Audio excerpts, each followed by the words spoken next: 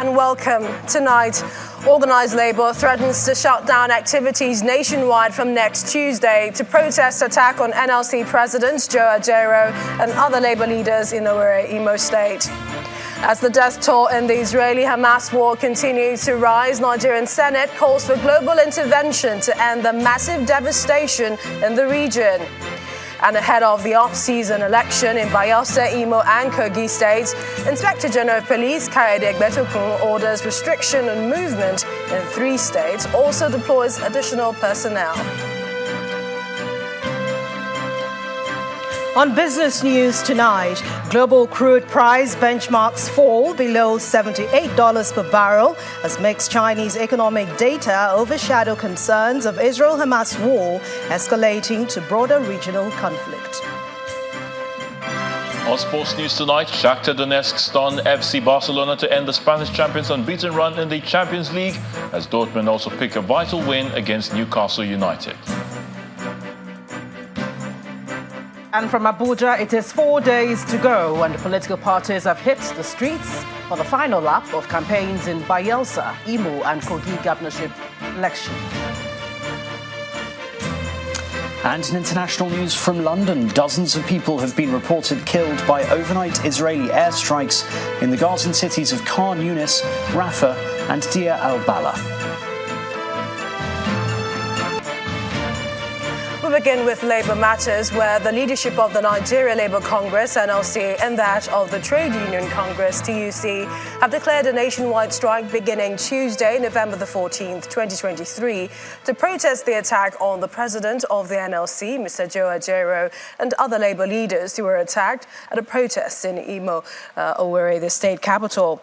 Well, the Labour leaders were in Imo State last week for a protest rally against the state government, whom they accused of owing workers salaries and for failing to honour agreements reached with the workers' unions, an allegation the state government also denied. However, arising from an emergency National Executive Council meeting of the 2 unions, the leadership of the NLC and TUC expressed their displeasure over the attack on their leaders, declaring a nationwide strike to protest it.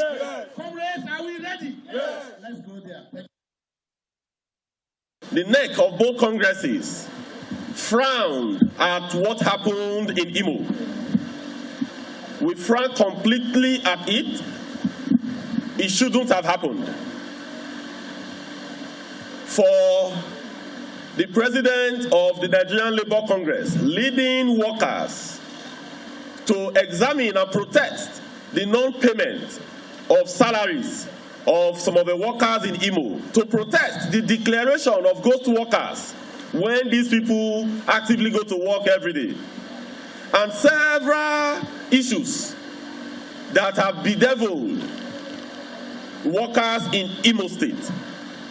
He went there without gun. He went there without a single machete, but only to protest. The neck of both Congresses frowned at what happened in Imo and resolves as follows: that from 12 midnight today, that we are going to carry out a national action that is going to zero in on Imo State. That will be effective 12 midnight today. Then on Tuesday next week, there is going to be a total nationwide strike effective Tuesday next week.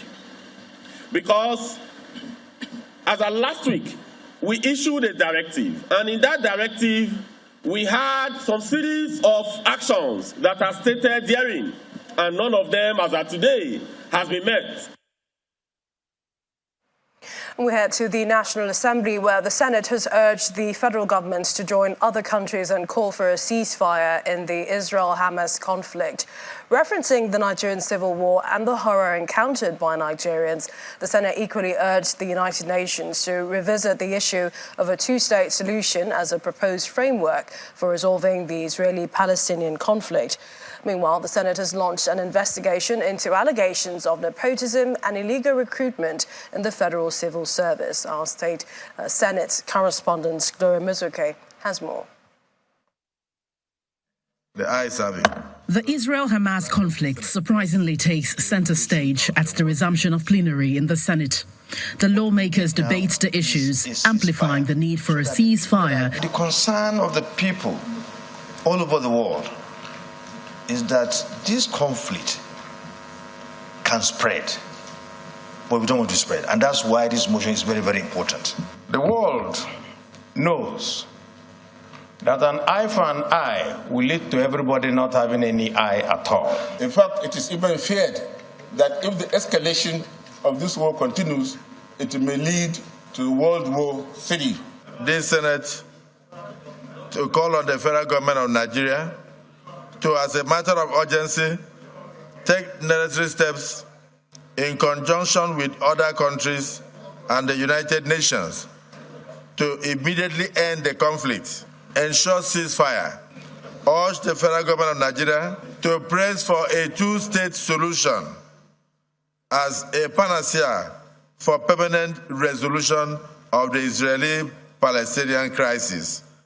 A report from an investigation into the operations of the Customs Service by the Senate Ad Hoc Committee on Abuse of Firearms by officials of the service was also adopted. It led to the indictment of 2 comptrollers of Customs. The Ad Hoc Committee report covers a range of issues, ranging from security, how to curtail the security issues at the border communities. We need to invite the Comptroller General of Customs Services alongside with management staff and take them through each and every of these points, each of these recommendations. The Comptroller General of Customs should redeploy the controllers of Katsina, Kaduna, and Idiroko area commands and appoint replacements. Among the list of investigations launched is that of the alleged emerging infractions and lopsidedness in the recruitment and deployment of officers by the Federal Civil Service Commission and related agencies. The President of the Senate finally announces a resolve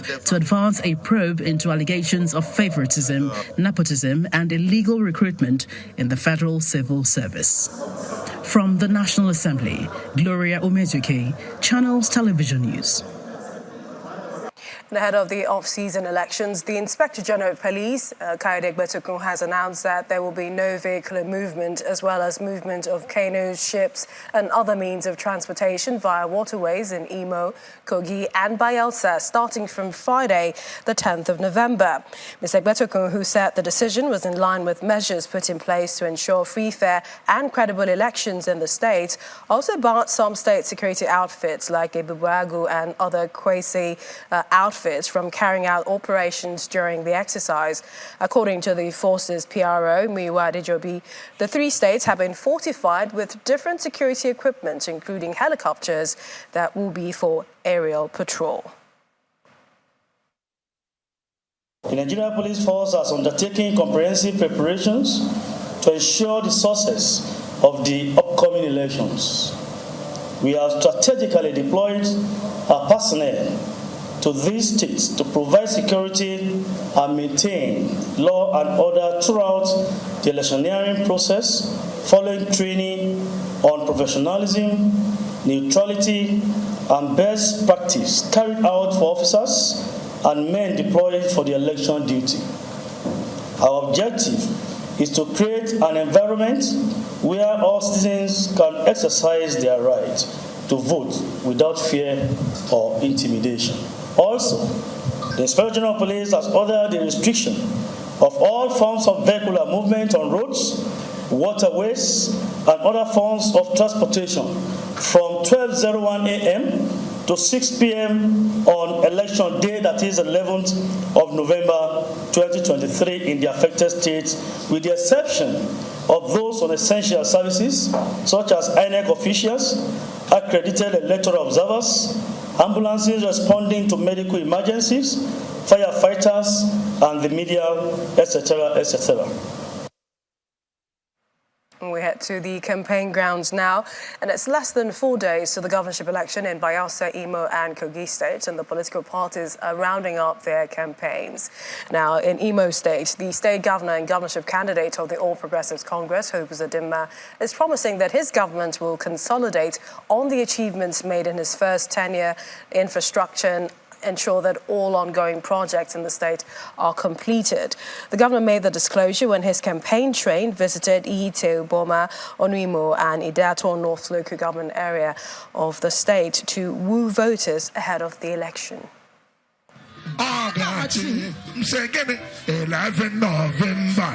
It's a busy day for the campaign team of the APC governorship candidate and Imo State Governor Hope Uzodimma.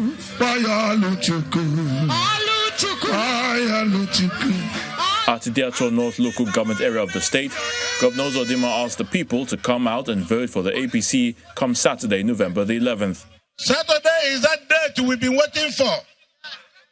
11/11. We will come out in mass to go to our polling units and cast our vote, protect our vote. They will count our vote and they will enter the result into the document. You will escort it to the collection center, and until it is declared, don't live there. Before the campaigns, the governor flagged off the third phase of the Skill Up Imo program, where about 40,000 youth will undergo intensive training on digital skills for 3 months. Today, the official flag off of cohort 3 of our digital innovation to create a robust digital economy that will empower a digital population with a digital prosperity. So I'm very happy that today we are taking again 40,000 Imo youth to be trained in different digital skills. The new economy, globally speaking, is the digital economy. We want to build and create the billionaires in United States dollars. We want to teach you how to fish. We must stop giving you fish. We want to give you net to go and fish for yourselves. All is now set for the governorship poll on Saturday, and the Imo State government has assured residents of the state that all will be well, as their security is guaranteed. The digital professor! By the grace of God, a success to be recorded on Saturday. Amen. Amen.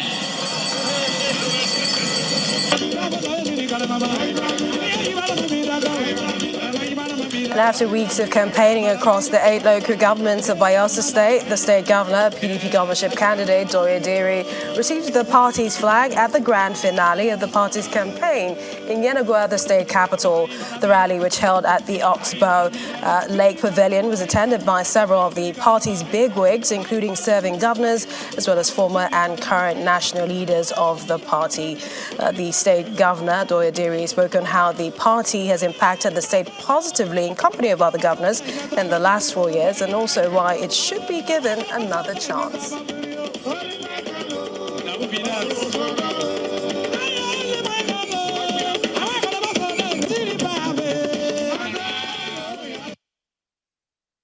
While any other person is threatening violence, the security will be there for you. It will be there for the states. These elections will be peaceful. As PDP, we have been a very peaceful party. We have been a very peaceful government. And that is why the state is peaceful.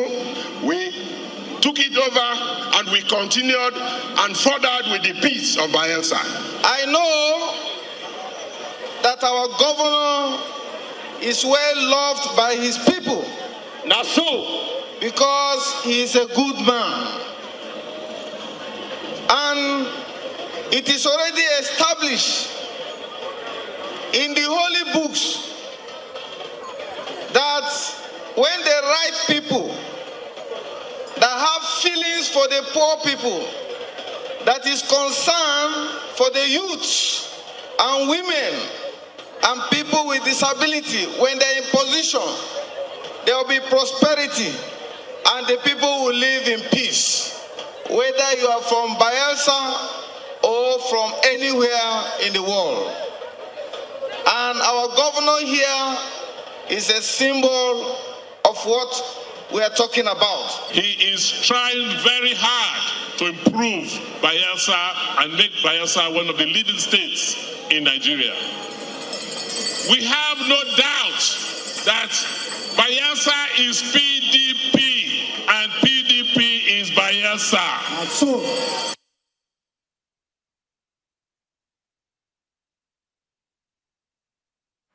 In part two, after the break, with just a few days to Saturday's elections, more states and more political parties reach out to the electorate.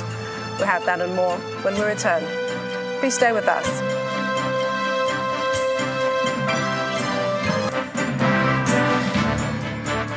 Welcome back. If you just joined us, you're watching the News at 10, coming to you live from Channels Television. A reminder of our top stories.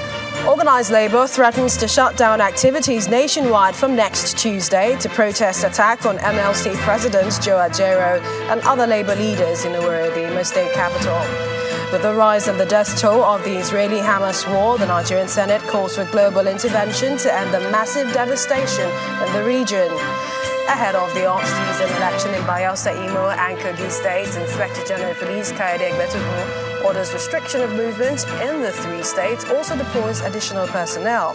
And dozens of people have been reported killed by overnight Israeli airstrikes in the Gazan cities of Khan Yunis, Rafah and Deir al-Balah.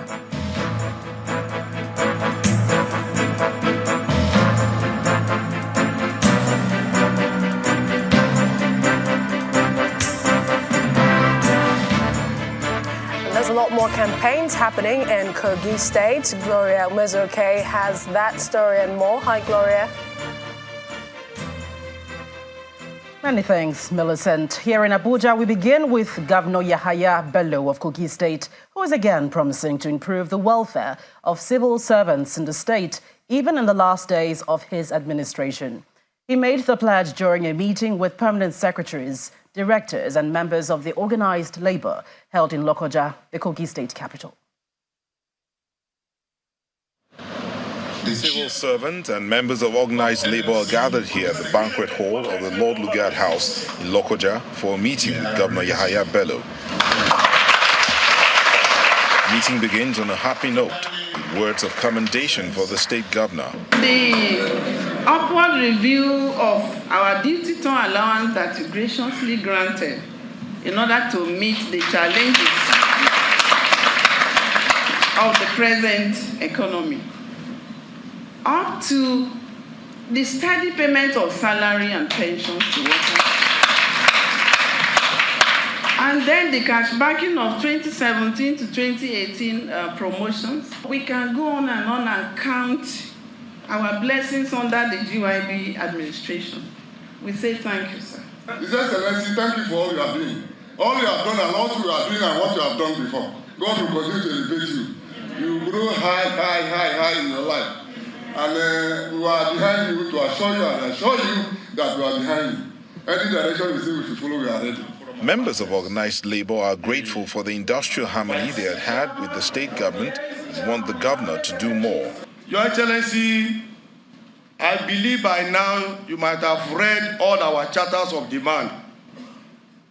By the special grace of God, sir, like I've said, even if I thought you cannot do all, I know 95% of it is going to be a benefit to workers in Kogi State. Governor Yahaya Bello expresses his appreciation for the cooperation he enjoyed from the civil servant and Organised Labour. He promises to do more before leaving office. And I appreciate all that you have contributed in the successes and achievements we have recorded so far in this administration. Some have been mentioned. There are so many tangibles and intangibles, including just last Friday's approval and release of funds for all our pupils that are writing WAEC in Kogi. The governor, who is hopeful that his party, the All Progressives Congress, will retain his seat, is urging Organised Labour and the civil servants to extend similar cooperation to the new administration. Well, still in Kogi State, the wife of the state governor, Mrs. Rashidat Bello, is assuring women and youths in the state that the governorship candidate of the All Progressives Congress, Mr. Usman Ododo, will continue to prioritize the welfare of women and youths in the state if voted into office. She stated this while addressing a rally in Lokoja, the Kogi State capital. Mrs. Bello says that Mr. Ododo will continue to invest in women and young people, just like Governor Yahaya Bello. We have a balanced house. Women and youths of the All Progressives Congress from across Kogi State converge on the Muhammadu Buhari Square in Lokoja to mobilize support for the governorship candidate of the party, Mr. Usman Ododo.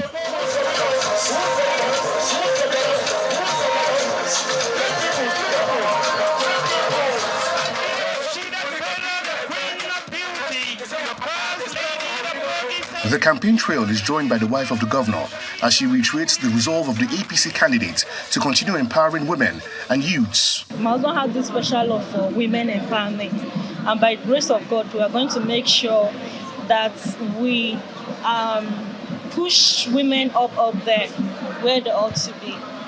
The wife of the governor is joined by the wife of the governorship candidate to urge women and youths in the state to come out en masse and vote for the party's candidates. I want all of us to dust our PVC, come out en masse and vote for Ododo.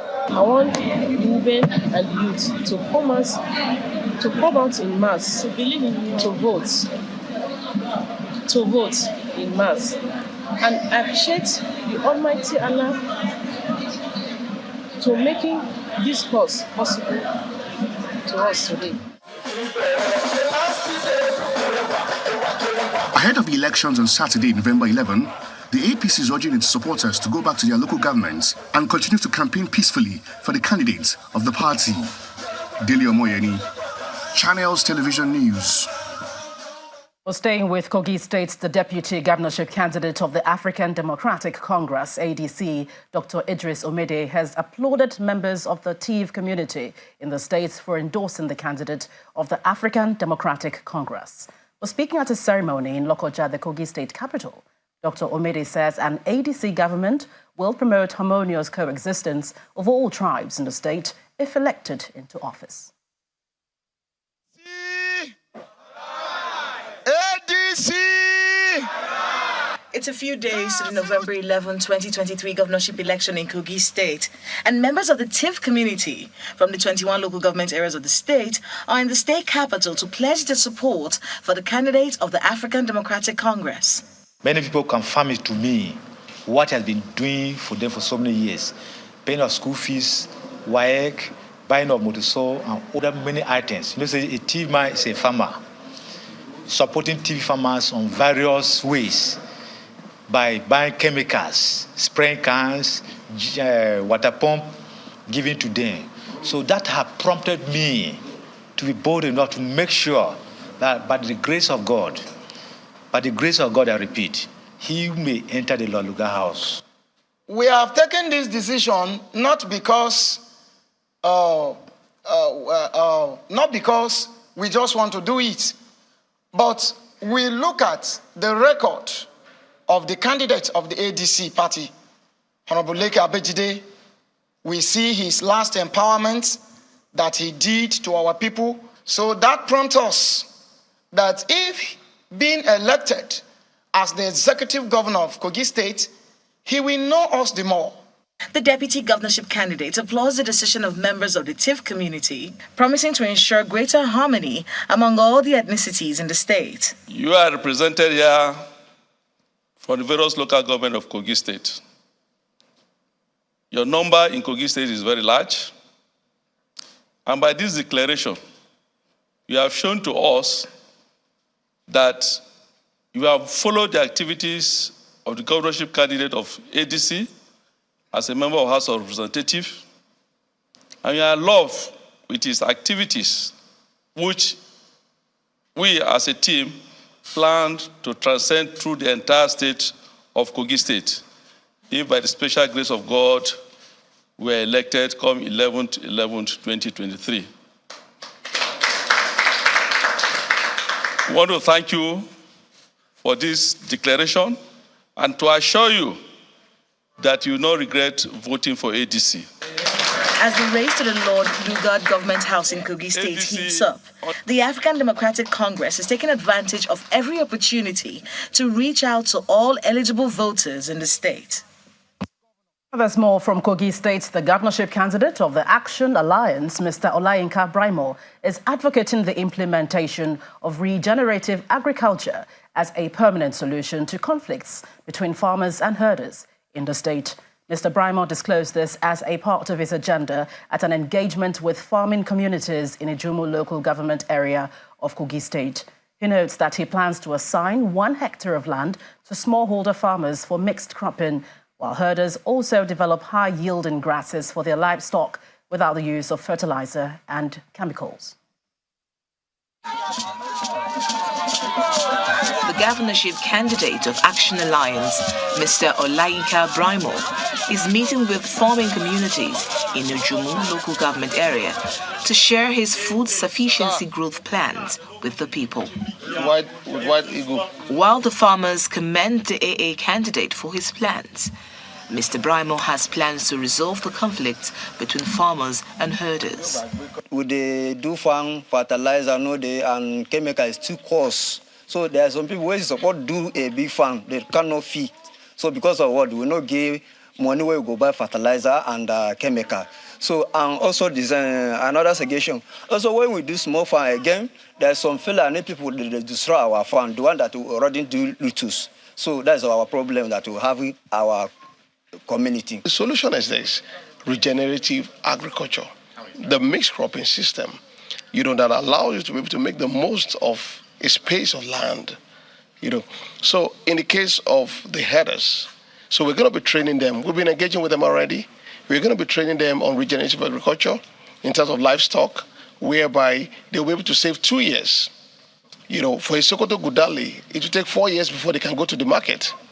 But under regenerative agriculture, they'll be able to go to the market in 2 years, which means they're able to save a whole 2 years. Part of the request is access to safe potable water and roads to move farm produce, and Mr. Braimo plans to do more. For the farmers, we'll train them, we provide land with them, for them, C of 1 hectare per farmer, issue C of for them. When you give C of what are you doing? You're creating instrument for funding, so that you don't run an agricultural policy in isolation. The AA candidate then meets with the Elajo royal family in Kaba amidst fanfare.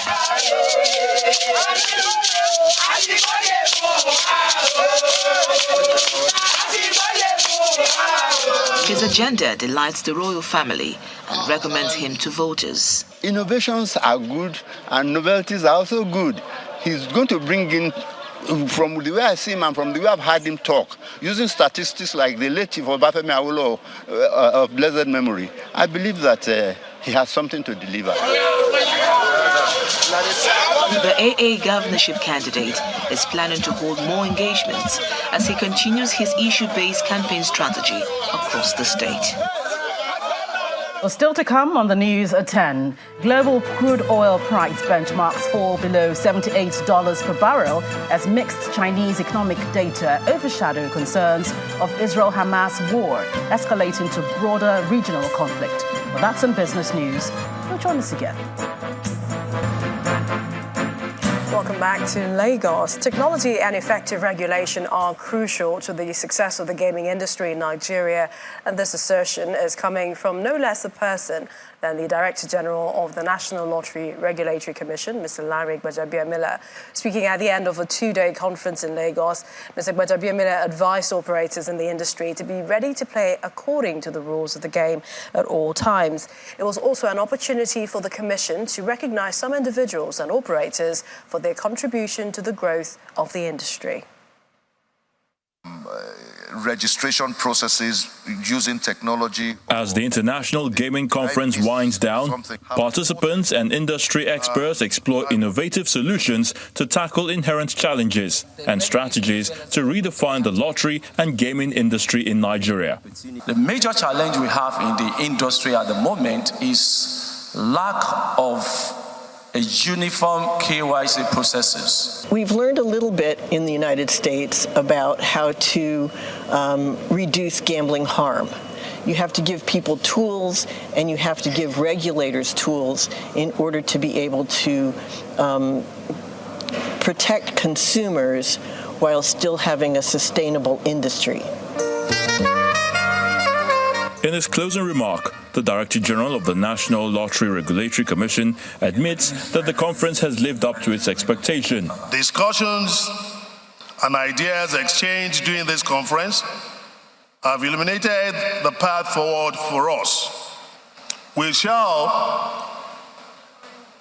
return to our drawing table as we work with the relevant agencies to ensure this happens so that the Nigerian gaming industry will be a powerhouse in the gaming industry worldwide. The conference culminates in a gala night, offering participants a memorable evening of entertainment, networking, and celebration.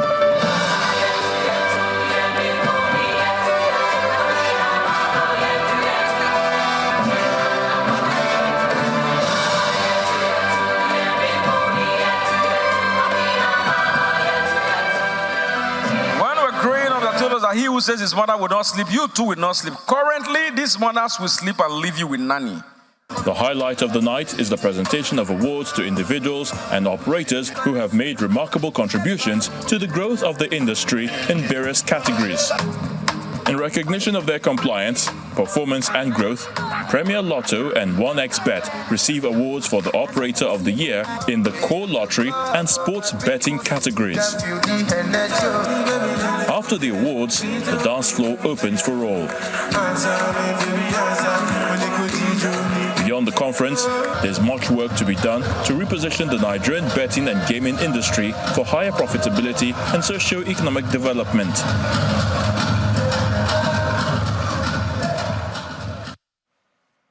And students of Somori Comprehensive High School, Ifako, Lagos State, were today presented free dental checkup and treatment, courtesy the Nigerian Dental Association, Lagos chapter, in collaboration with Pepsodent.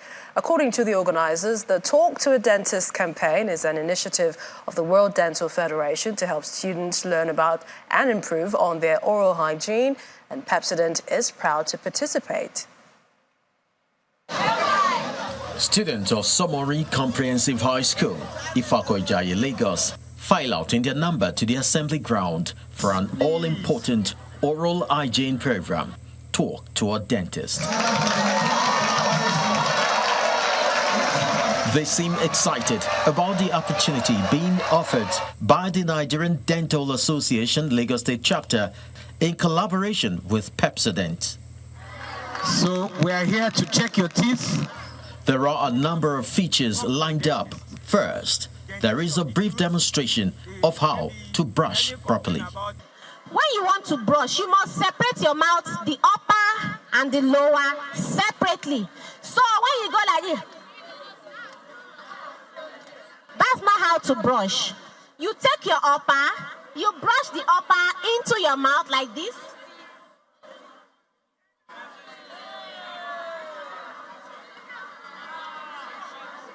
Do you see that? When you finish that, you now take the inside too, like this.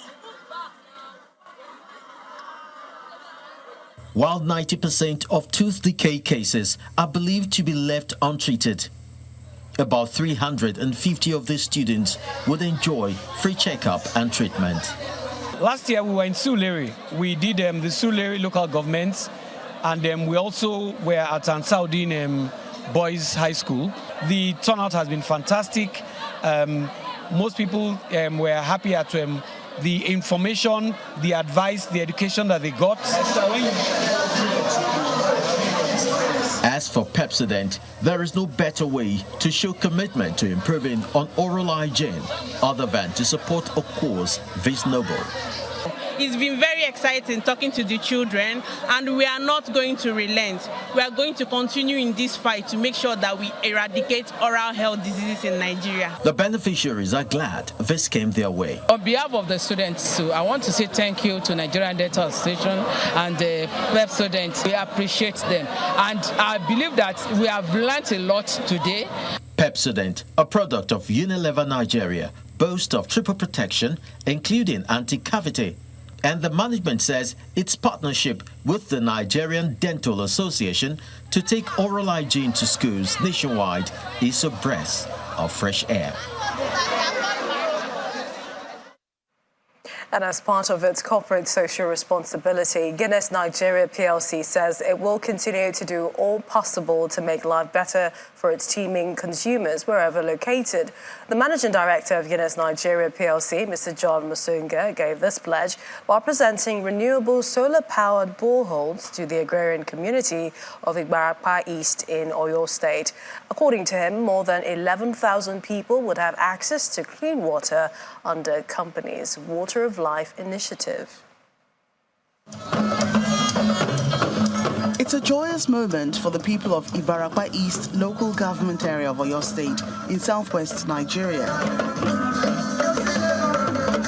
The agrarian community now has an essential element capable of improving their well-being: safe drinking water, courtesy Guinness Nigeria PLC. In Guinness Nigeria, we are passionate about our communities and positive impact. But for us to have positive impact, we need to be sustainable on two fronts. The first front is that we are financially sustainable with our business. And the second front is that in everything we do not impact our communities negatively. We bring positivity to our communities. With over 22 communities across several states in Nigeria benefiting from the company's Water of Life project, the train now stops in this area where access to safe water is a problem. The project that we're commissioning today has been a long-standing one. We've done this in other parts of the country. We've done it in Edo State, we've done it in Bauchi, we've done it in the southeast as well, and we're pleased to be doing it in Oyo State today. Anko, New Erua and Lanlate communities of Ibarapa East local government area of Oyo State are the new additions to Guinness Nigeria PLC's Water of Life project, which has been in existence for over 3 decades. The people really need to know that improved sanitation and hygiene is the way to go because it helps save lives. The simple act of hand washing can make a significant difference in one's health and well-being. As you can see, they did this project without any sentimentation. They try to locate, to identify the areas that our people need this water, and they did it for them. And the people of this community, they were very happy.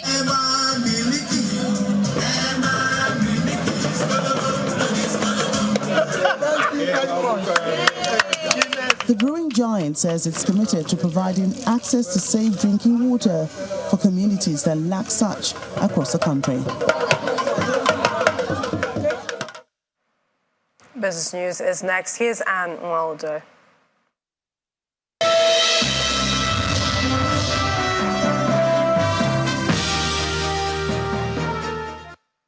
Thanks a lot, Millicent. Hello and welcome to Business News. Let's begin with global oil price. The benchmark hit the lowest point since the month of July. That happened today. A concern by mixed economic data from China overshadowed concerns that the Israel-Hamas war would erupt into a broader regional conflict. Now, the price of Brent crude dipped by 3.52% to $82.18 a barrel, while its main contemporary, that's the U.S. West Texas Intermediate crude, plunged by 3.58% to $77.93 a barrel.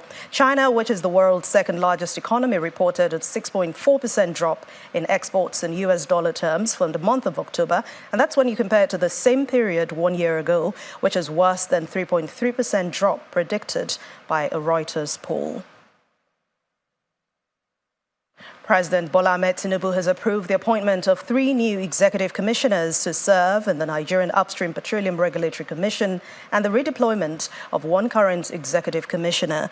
The new NUPRC appointees include Mr. Bashir Indabawa as executive commissioner, Exploration and Acreage Management, Mr. Enonese Amadasu as Executive Commissioner, Development and Production, Mr. Babajide Fashino, Executive Commissioner, Economic Regulation and Strategic Planning, Dr. Kelechi Ofuebu, who has been redeployed as Executive Commissioner, Corporate Services and Administration. The statement from the presidency says the replacement and reshuffling are based on President Tinubu's deeply informed assessment of all factors concerning the sector, with a view of establishing the regulatory framework and the culture that encourages diligence and rules-based business practice across the country.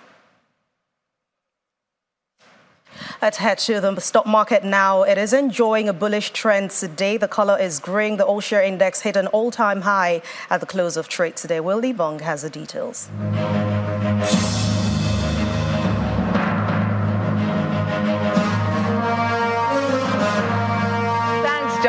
It's day 2 and the momentum in the market is still on top.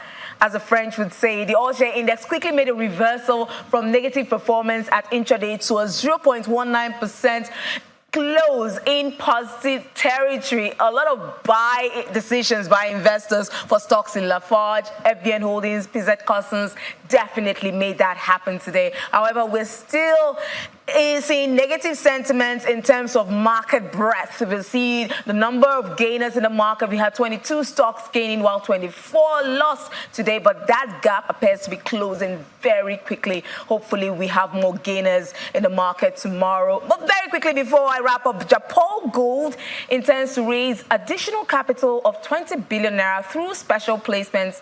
And we saw that knee-jerk reaction as investors jumped on the stock like bees attracted to honey. Also, Mikio Industries, one of the leading human pharmaceuticals, is set to list 4 billion ordinary shares by introduction on the NGX. And that's tomorrow at 2.96 naira per share. And we'll keep our eyes peeled and keep you updated. It's Will Ibong signing out.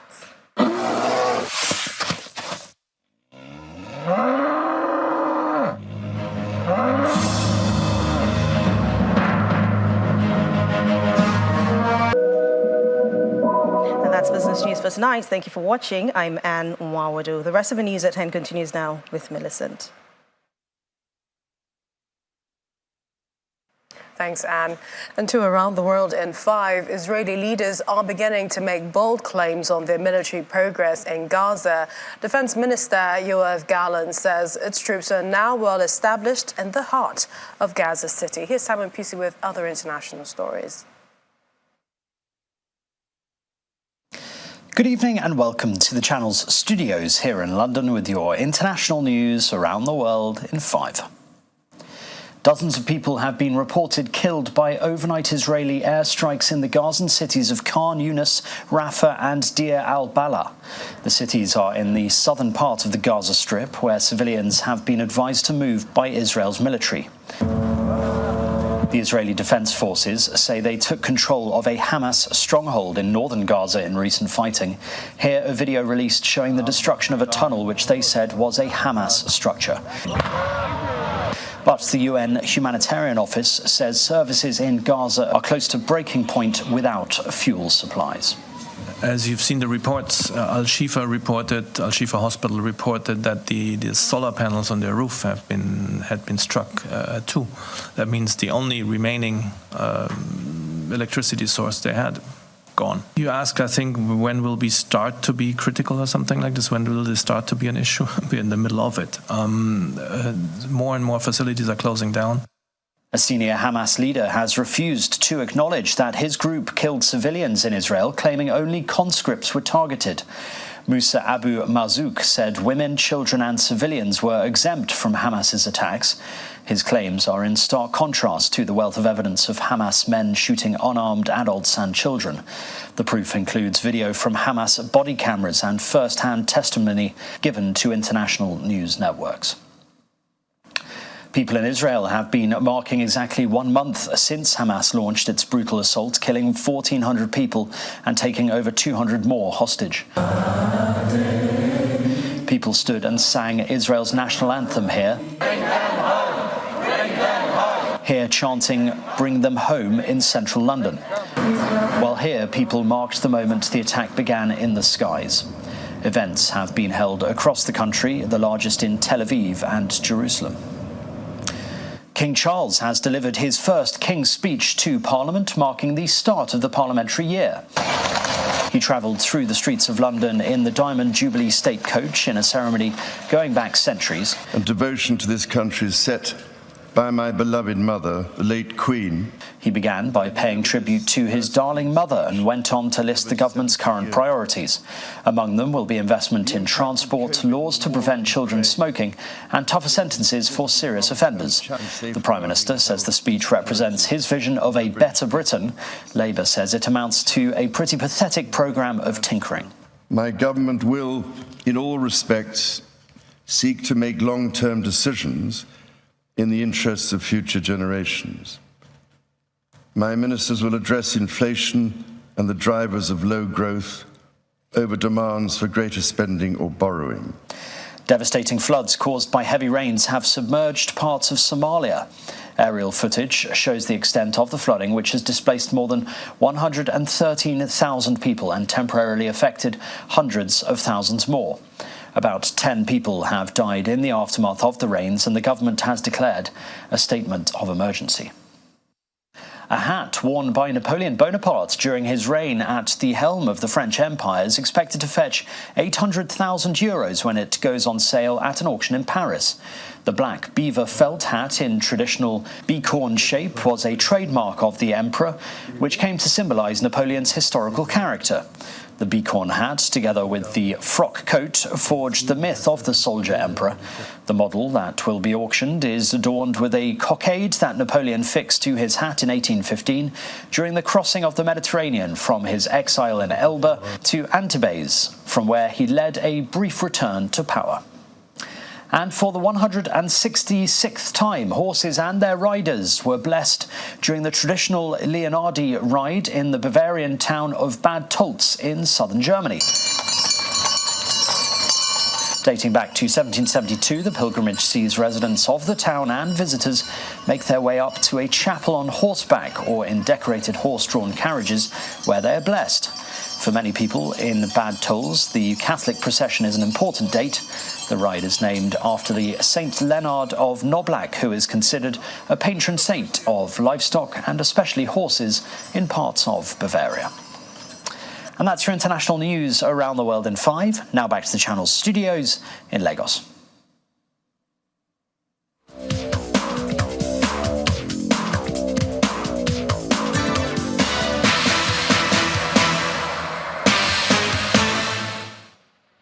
Many thanks, Simon, and welcome to Sports News. The Minister of Sports Development, Mr. John Enna, earlier today inaugurated the main organising committee of the 22nd National Sports Festival holding in Ogun State next year. Now, the Minister charged the 16 members to work hard to deliver a seamless and successful games. Well, the committee is led by the Permanent Secretary of the Ministry of Sports, Ismail Abubakar, while the Chairman of the local organising committee, Bukola Olakbade, is the Vice. A late goal from Julian Brandt sealed a 2-0 home win for Borussia Dortmund over Newcastle United this evening, severely damaging the English side's hopes of reaching the Champions League knockout phase. Returning to the Champions League after 2 decades, Newcastle travelled to Dortmund, needing a win to put them back on course for a place in the last 16, but they were outclassed by the German side from start to finish. Shakhtar Donetsk claimed a shock 1-0 win over Barcelona to prevent the 5-time European champions from securing a place in the Champions League 16. Meanwhile, other results coming in. Atletico Madrid of Spain thrashed Celtic of Scotland by 6-0. Lazio defeated Feyenoord by 1-0. AC Milan also recorded a 2-1 victory against the Parisians PSG. At the Etihad, it's Manchester City 3 and Young Boys 0. Arsenal manager Mikel Arteta remains unrepentant about his emotional outburst following his team's 1-0 defeat by Newcastle United in the English Premier League. after which he labelled the officiating embarrassing and a disgrace. The Gunners manager, in his pre-match press conference ahead of his side's Champions League clash against Sevilla of Spain, the Spaniard says he would do the same again, as it is his duty to defend his club at all times. It is my duty to stand in front of you, to stand in front of the cameras and give a very clear and honest assessment of what happens on the game. And this is what I did, reflect very openly how I felt that the team played and how the game was conditioned by these results with the decisions that were made. And it's the duty. My duty is to be defending my players, supporting my club, defending my people in the best possible way. And this is what I'm going to do time after time. And I do it not the way I feel, with the evidence and being as clear as possible. And that's Sports News. I'm Ayo Tunde Balo.